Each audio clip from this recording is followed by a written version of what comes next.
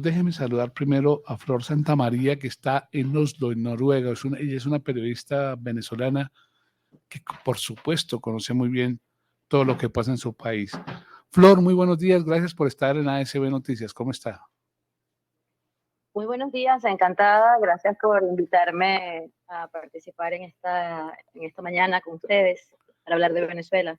Muchísimas gracias. Y en otro punto de Colombia está Carlos Eduardo Lima. Carlos Eduardo, ¿cómo le va? Buenos días. Aló, muy buenos días. ¿Cómo amaneció? ¿Sigue en La Guajira o no? ¿Cómo? ¿Sigue en La Guajira o no? Aquí estamos en Riohacha ahorita, En Riohacha. atendiendo unas comunidades, gracias a Dios. Muy bien. Pues Flor, estamos en comunicación con Carlos Eduardo en Riohacha, también un hombre venezolano que quiere a su país. Y la primera pregunta para los dos es, ¿cómo consideran ustedes que van a salir de este lío de Maduro? Porque lo que uno ve y vislumbra es que eso va todavía para rato. Flor, arranco con usted. Gracias por estar con nosotros nuevamente en ASB Noticias.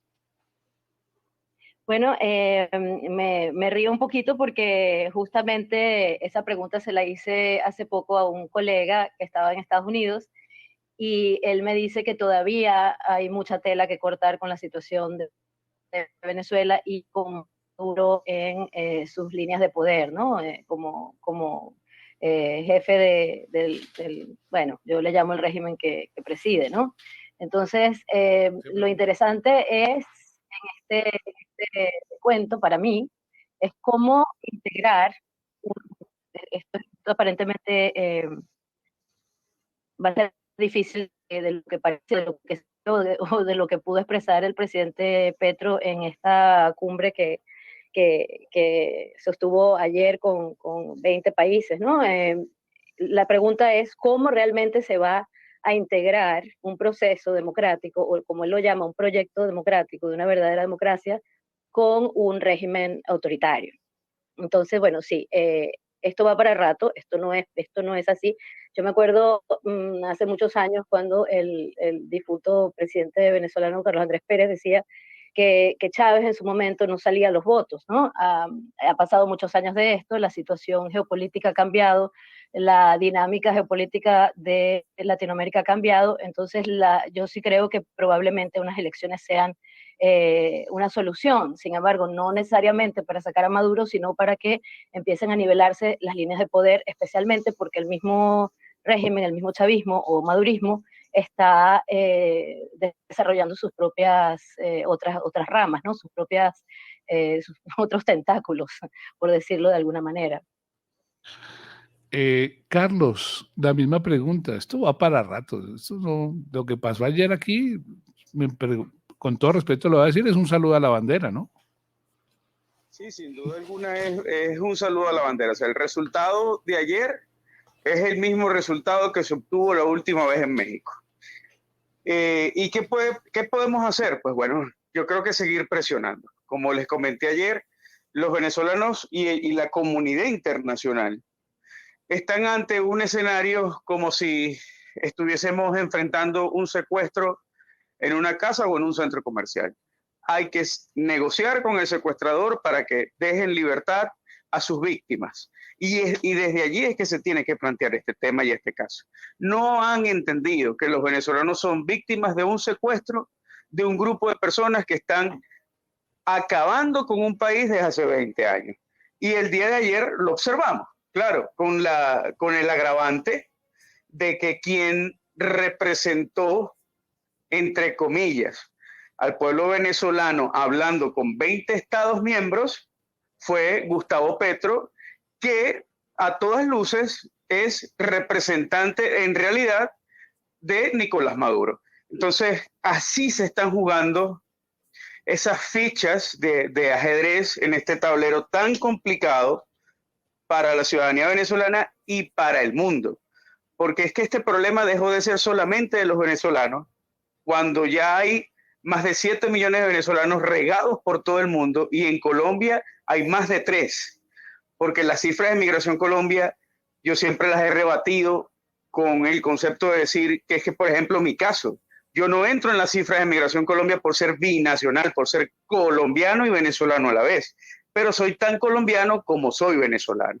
Entonces, hay más de 3 millones de ciudadanos venezolanos en este país que estamos llevando esta batalla y que vemos con mucha preocupación que la luz al final del túnel, amigos míos, cada vez se hace más lejos. 6 de la mañana, 39 minutos. Ya le voy a preguntar la hora a Flor en Oslo y por supuesto viene la pregunta de Diego Suárez. Carlos, ¿qué tal? Déjeme contrapreguntarle con lo que usted acabó de exponer en referencia a que el presidente Gustavo Petro de alguna u otra forma representa a Nicolás Maduro de lo que es en Venezuela, y usted expone que los venezolanos están secuestrados. En ese orden de ideas, nosotros los colombianos tenemos que cuidarnos de precisamente estar en algún momento secuestrados como usted expone hoy están los venezolanos. Si puedes repetirme, por favor, la pregunta, es que no te escucho muy bien. Bueno, repítala un poco más. No, pero esa misma pregunta se la podemos dar a Flor y repitamos la pregunta, por favor. Ok, le contrapreguntaba en referencia a lo que usted acabó de exponer en referencia a que los venezolanos hoy en día están secuestrados y que el presidente Gustavo Petro representa lo que para Nicolás Maduro representa Venezuela. En ese orden de ideas, nosotros los colombianos tenemos que cuidarnos de que en algún momento estemos secuestrados como están hoy en día los venezolanos. Bueno, fíjate cómo amanecimos hoy en Colombia. Carlos, permítame, va a responder Flor y luego viene usted, por favor. Siga, Flor, por favor. Yo estuve escuchando al presidente Petro en su discurso, y para responder brevemente, porque no me gusta hacer pronósticos, porque yo soy periodista, no adivina, pero lo que me llamó la atención fue que en una cumbre donde hay tantos países reunidos y se supone que vamos a hablar de diálogo, el presidente Petro hace un monólogo. Fueron no sé cuántos minutos para dar una introducción de historia, o sea, es decir, esa posición de diálogo de la que se habla, cuando hay realmente un presidente que hace monólogos largos, lo vivimos con Chávez en su tiempo, llegamos a escuchar discursos de hasta 7 horas de una sola persona hablando, ¿no? Entonces, bueno, ahí yo se los dejo. Sin embargo, yo sí creo que Colombia, no solamente por la trayectoria histórica del proceso venezolano, sino también por algunas señales que hubo al principio cuando Chávez empezó su proyecto, que son señales muy, muy pequeñitas, pero están ahí presentes, ¿no? Cambios de leyes, visitas a países, diálogos, muchos diálogos bueno, un gran discurso de democracia. Esos signos para mí son bastante interesantes, donde los colombianos tendrían que estar muy pendientes, más allá de lo que dice Petro, lo que hace Petro. Es decir, Chávez hacía todo lo que decía, pero no necesariamente en el tiempo que él lo prometía. Entonces, si yo fuese colombiana, y porque conozco colombianos que están ahí bastante preocupados, que ven con reojo la relación de Petro y Maduro, yo sí les diría que estuvieran atentos a las señales y a algunas alarmas. Empiezan a mirar si la comunidad, por ejemplo en Venezuela, en su tiempo, la comunidad cubana empezó a vender todos sus assets, todos sus bienes, y a salir corriendo de Venezuela. Y lo mismo podrían ustedes ver qué tipo, si los venezolanos, más allá de los que vienen como inmigrantes, sino los que están establecidos allí, empiezan a salir del país. Porque hay que mirar lo que está pasando alrededor, no solamente el ojo del huracán, sino los coletazos alrededor, para poder darse cuenta si están en la misma situación o no. Alejandro. Gracias, Flor. Carlos. Bueno, yo voy a responder a esta pregunta dejándoles una duda a todos los oyentes en la mañana de hoy. ¿A ustedes no les llama la atención que Gustavo Petro defienda tanto a Pedro Castillo, una persona que dio un autogolpe en Perú y que está preso por violentar la Constitución, y él dice que debería estar libre y que se han violentado sus derechos humanos? ¿A ustedes no les parece extraño que Gustavo Petro defienda a Nicolás Maduro, que por más afinidad ideológica que uno pueda tener con una persona, ha violado los derechos políticos y fundamentales de todos los venezolanos, llevándolos a huir de su país?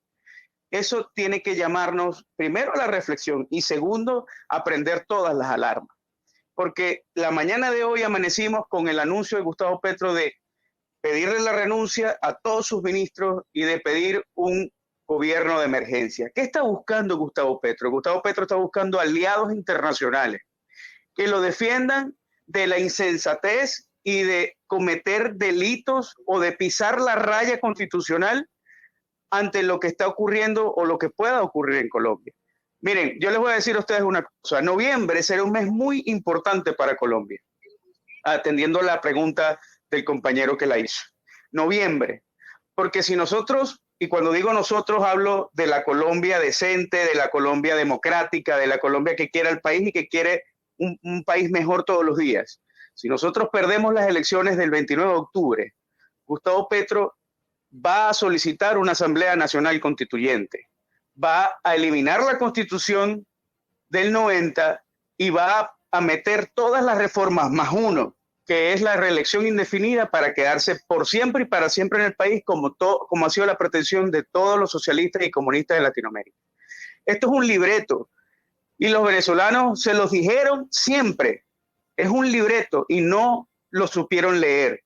Al contrario, dijeron, Colombia no es Venezuela. Bueno, Venezuela también dijo que no era Cuba. Y miren dónde estamos. Una cosa, ¿puedo? Pero por favor, Flor, ni más faltaba.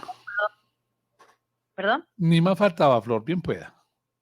Solo una cosita a esta y agregar lo que dice mi compañero venezolano, es que a mí me llamó la atención mucho cuando el presidente Petro habla de un proyecto democrático. Eso me llamó mucho la atención, y luego hablar de derechos humanos, etcétera, todo lo que conlleva. Pero proyecto democrático, yo me pregunto, o sea, los países en teoría de Latinoamérica, todos vivimos en democracia, no en proyectos democráticos. O sea, la democracia es una sola, o sea, no hay un proyecto democrático, hay una democracia o no la hay. Eso era lo que quería añadir, Andrés. Y no se preocupe, Flor, la intervención del presidente Gustavo Petro duró 28 minutos en lo que usted estaba hablando al comienzo. Eso fue lo que él dijo. Camilo Pardo lo está escuchando, Flor. Ricardo, ¿le va a decir algo a Flor, a quién, a Carlos, a Flor? No, de pronto una pregunta para los dos. Entonces, Camilo, tranquilo. Entonces, después de Camilo viene Ricardo y le pregunta a los dos. Flor Santa María, que está en Oslo, Noruega, y por supuesto Carlos Eduardo Lima, que está en Riohacha, Colombia. Siga, Camilo. Sí, la pregunta, Andrés, es para ambos, para Flor y para Carlos, con los buenos días. Nos citan un sinnúmero de ejemplos de lo que se vivió en Venezuela, de cómo fue el régimen de Maduro, de lo que estamos expuestos como colombianos.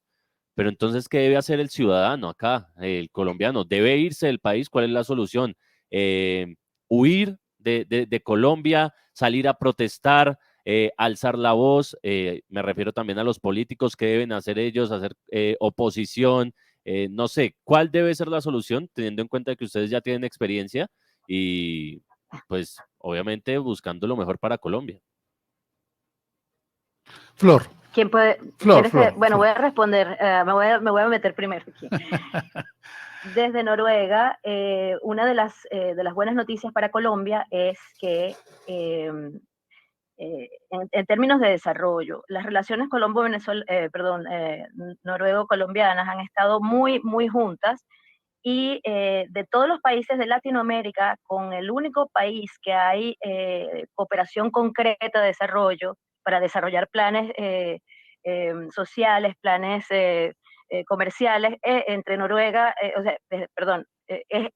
Noruega solamente tiene planes para ayudar en desarrollo en este momento a Colombia. Es decir, las relaciones internacionales entre los colombianos y, digamos, los noruegos, los europeos, están muy bien establecidas en este momento. Ustedes han pasado por procesos durísimos.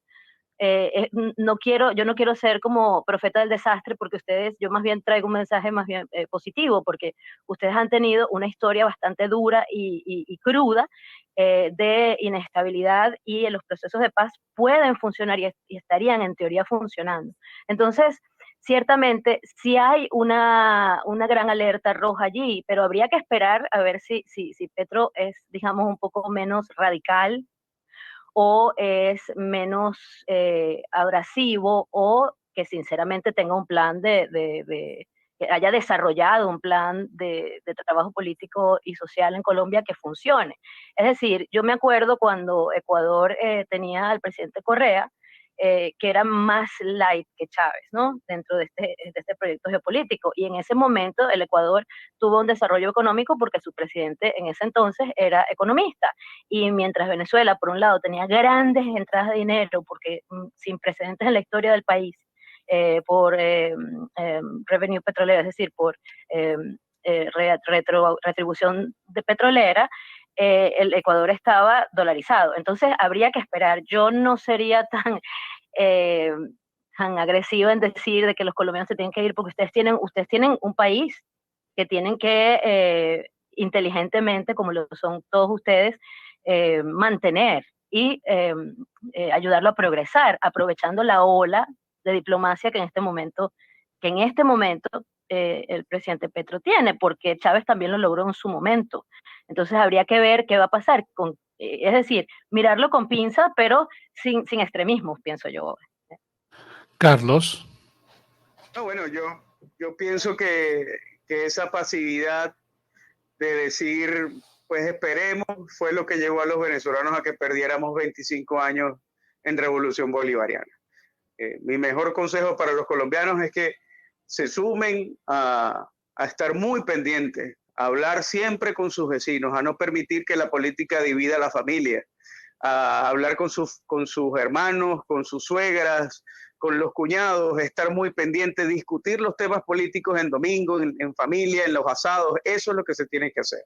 Y la oposición política, pues seguir firme ante lo que está ocurriendo, a ver la política como un activismo social importante.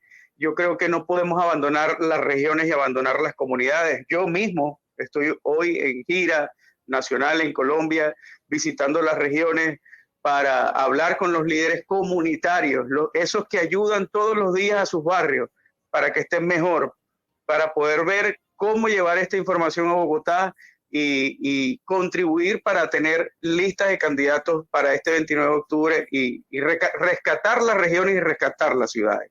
Nosotros no podemos darle espera a lo que ya sabemos que va a ocurrir. Nosotros no podemos darle espera con una experiencia tan triste como la de Venezuela. Y con todo el cariño, Flor, te digo, Ecuador pudo haber tenido un economista como Rafael Correa, pero tú te has preguntado de dónde sacó la plata Rafael Correa para hacer las autopistas y las calles que fueron tanta noticia en Ecuador. Esas las pagó Venezuela. Las pagó Venezuela con tu dinero, con el mío y con el de 34 millones de ciudadanos más. Entonces, sí, eso no lo podemos permitir. Latinoamérica y el proyecto socialista de Chávez y de Fidel Castro está vivo y tenemos que enfrentarlo con toda la fuerza y con toda la contundencia. Sí. Así que valor y ánimo. 6:52 en la mañana. Quiero comenzar con Flor esa pregunta y luego ir con Carlos. Ayer me llamó mucho la atención, o en esa madrugada, las palabras del presidente Petro de que en esta crisis que se está presentando en el gobierno, dice, se necesita un movimiento campesino. ¿Sí? Quiero preguntarle históricamente, cronológicamente, si tienen en su memoria cuánto se tardó Chávez y bueno, obviamente también posteriormente Maduro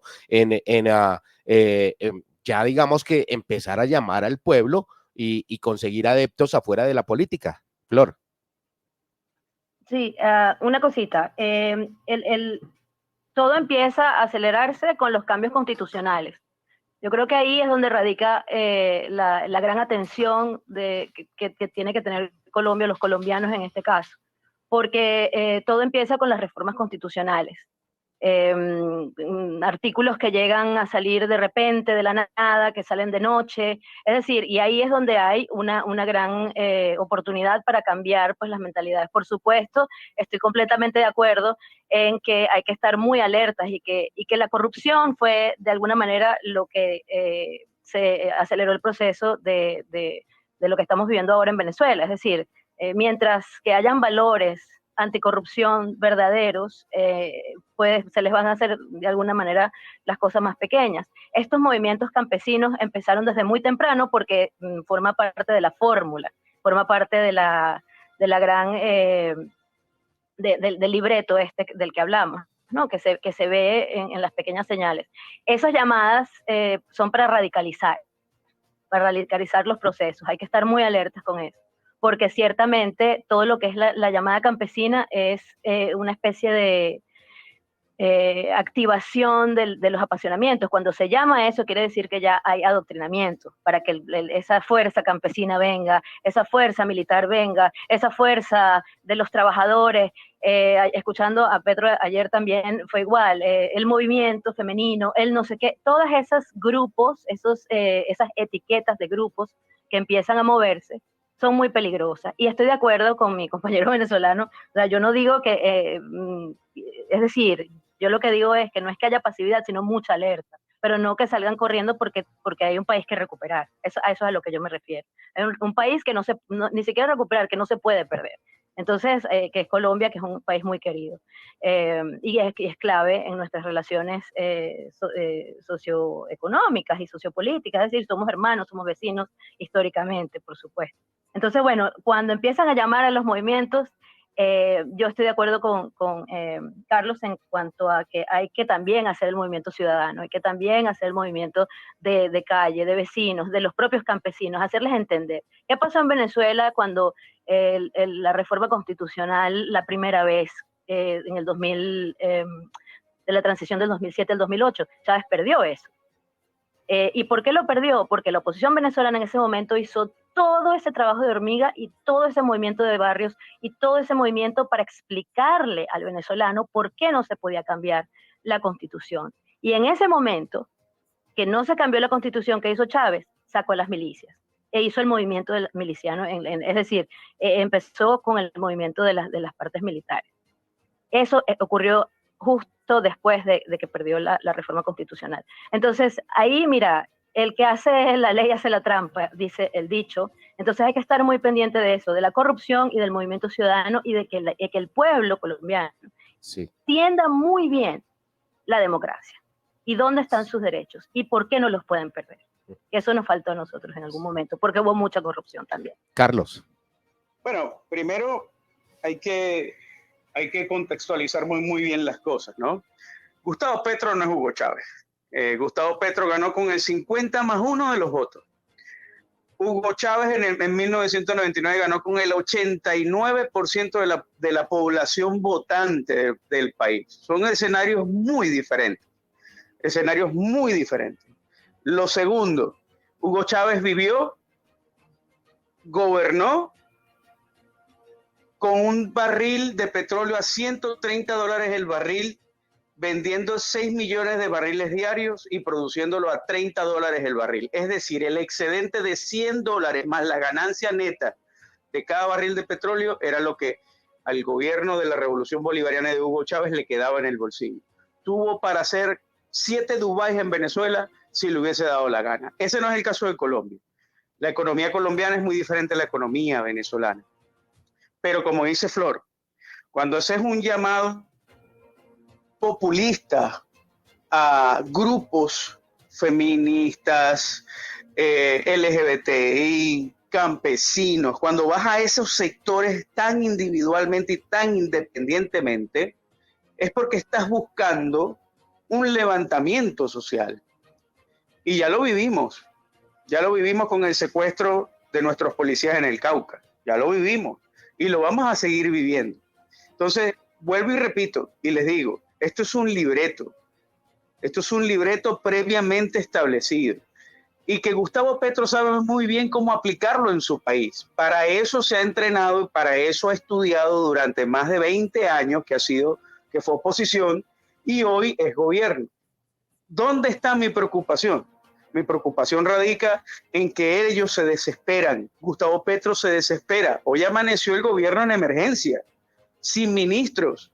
Entonces, ante eso tenemos que estar muy expectantes y estar muy activos porque lo que puede ocurrir es que Gustavo Petro quiera darle una patada a la mesa y que pase por sencillamente desmontar Congreso, desmontar gobierno y hacer una llamada loca a cualquier movimiento. Con la diferencia también entre Venezuela y Colombia, que nuestra fuerza pública en Colombia no lo va a permitir porque podremos tener situaciones de corrupción dentro de nuestra fuerza pública, pero en Venezuela Hugo Chávez se encargó de acabar con la fuerza militar, de arrodillarla, de empobrecerla y además de eso de corromperla desde un principio. Pero eso es tema para otro programa de mediodía completo, amigos míos, para poderles explicar.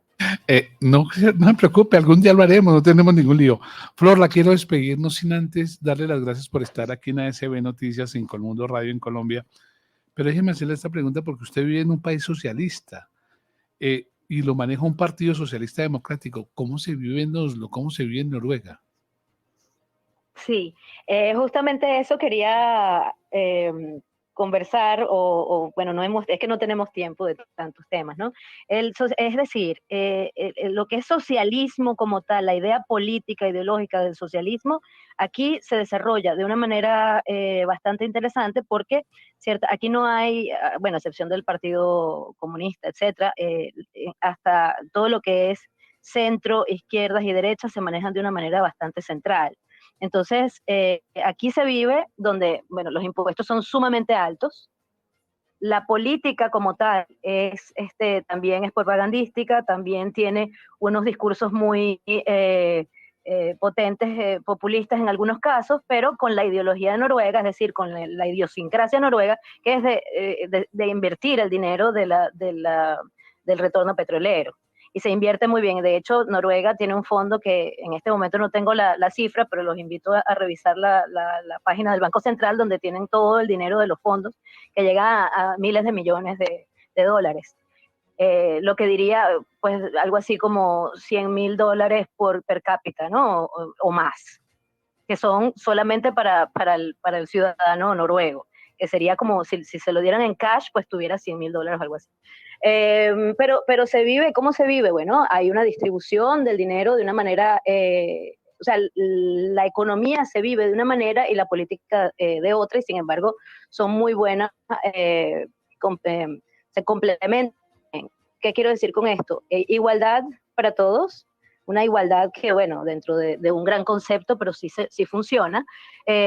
Oportunidad para que las personas se desarrollen. Hay educación gratuita, medicina también gratuita. Bueno, el gratuito es que ese tema, o sea, se paga con los impuestos, pero realmente es subsidiada, ¿no? Y las personas que realmente no tienen que pagar, pues se les ayuda con ese dinero de los impuestos. O sea que al final todo el mundo en general tiene las mismas oportunidades. Hay mucha apertura a la inversión, tanto extranjera en el país como del país afuera, y pues se apunta siempre hacia el progreso, es un país progresista. También, que es interesante, se toma muy en serio el cambio climático y están desarrollando todo el tiempo nuevas ideas, nuevas energías, y se mantiene también Noruega como un país abierto, neutral y abierto a los procesos políticos para intervenir, o no intervenir, para fungir como mediadores en los conflictos que pueden haber, conflictos bélicos o conflictos políticos que pueden haber en otros países, y la gente vive en un ambiente bastante verde, bastante tranquilo. Imagínate que hay 5 millones de habitantes en un país que es súper grande, súper largo. Nuestro espacio personal hay mucho, ¿no? No estamos así, como decimos en Venezuela, amuñuñados unos con otros, ¿no? Es un país bastante organizado, la verdad, y funciona bastante bien. Flor, le quiero agradecer, va a quedar con Juliana nuevamente por haber estado aquí con ASB Noticias. Un abrazo para usted y esta siempre será su casa, la casa de las noticias aquí en Colombia. Muchas gracias, Andrés, gracias por invitarme hoy. Gracias. Ni más faltaba. Carlos. Saludos a todos tus periodistas. Gracias, Flor, muy amable. Flor Santamaría, una periodista venezolana que viéndolo. Carlos, ¿lo dejó satisfecho cómo entró Guaidó a Colombia y cómo salió para Estados Unidos, o no lo dejó satisfecho las explicaciones tanto de Cancillería como del mismo Guaidó? Pues no, en absoluto. Siguen existiendo las mismas dudas y mis queridos amigos, con la costumbre de cómo operan los gobiernos socialistas, esas dudas nos van a quedar para toda la vida. Porque, pues, como les dije ayer, ¿cómo es posible que un ciudadano extranjero entre al país sin sellar, pero logre tomar en Bogotá, luego de 2 días de viaje por carretera, un avión comercial hacia los Estados Unidos? ¿Qué selló Juan Guaidó cuando entró para que le pudiera sellar Migración Colombia y pudiera tomar un vuelo internacional hacia Miami? ¿Y qué selló Juan Guaidó cuando entró a los Estados Unidos para hacer su chequeo migratorio.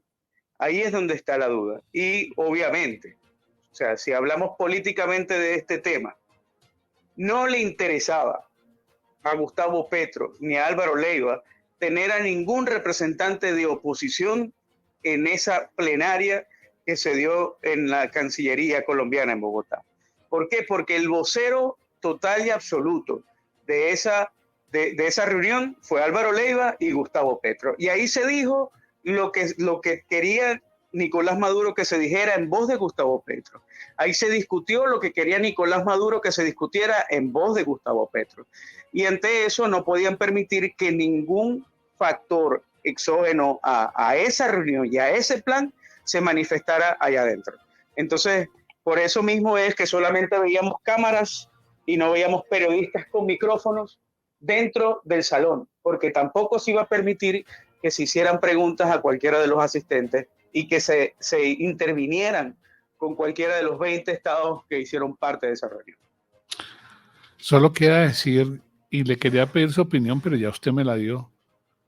Y la pregunta es, ¿por qué el canciller de Colombia sale solo a dar una declaración? La respuesta, no es que los demás representantes tenían vuelos, ni siquiera uno pudo acompañarlo.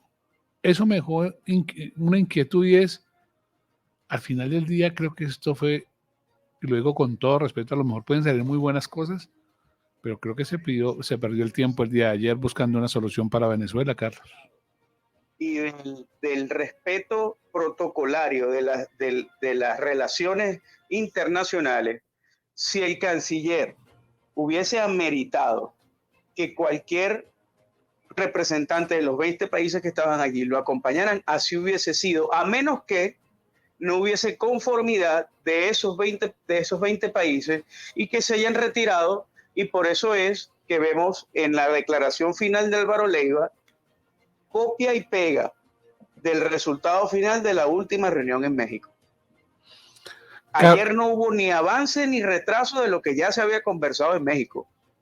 Entonces esto a mí me genera mucha suspicacia y muchas dudas, porque si no lo acompañaron y el resultado fue el mismo, entonces yo puedo sencillamente inferir que allí no hubo ningún tipo de acuerdo relacionado a lo que había planteado Gustavo Petro en su discurso inicial.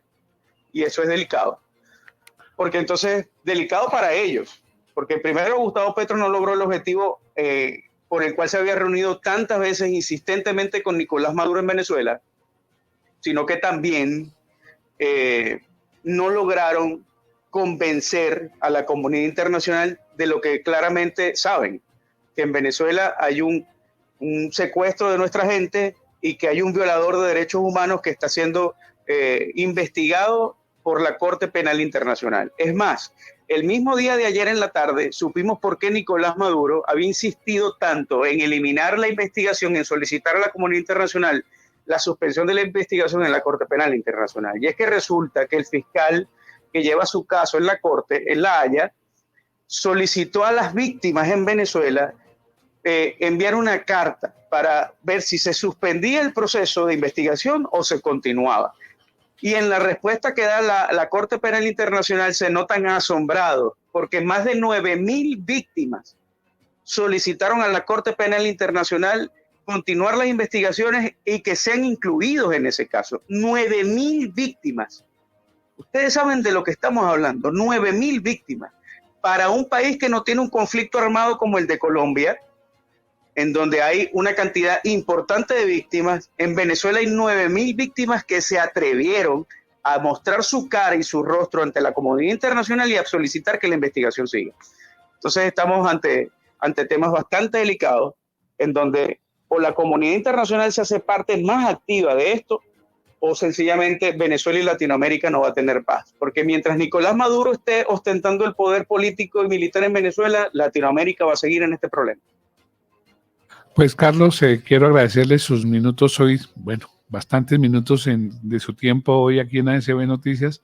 Venezuela siempre va a ser noticia, seguramente todos los días aquí en Colombia, y en cualquier momento nos volveremos a contactar y de nuevo agradecerle su deferencia con ASB Noticias aquí en Colmundo Radio. Un feliz día y muchas gracias. Mi tiempo es de todos ustedes. Mi tiempo es para ustedes, para aclarar sus dudas, para compartir con ustedes. Yo creo que estamos ante una batalla que tenemos que librar juntos, porque esto se trata del bienestar y de la libertad de nuestra gente. Y para eso estamos. Para eso Dios nos trajo a este mundo. Gracias, Carlos. Un abrazo y nos volveremos a ver muy pronto.